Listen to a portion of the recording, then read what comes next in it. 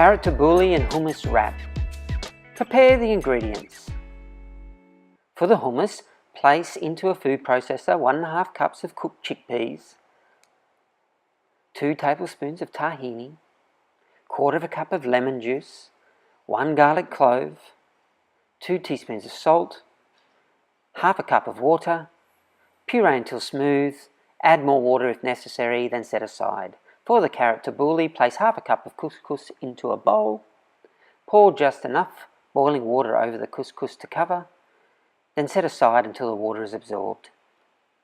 Grate 2 carrots, finely chop 2 tomatoes, finely dice 2 cucumbers, finely slice 4 scallions, finely chop 1 handful of parsley and 1 handful of fresh mint.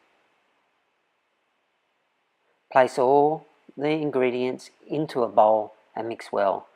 To assemble the wrap, spread the hummus over a wrap, top with the carrot tabouli, then roll and cut in half.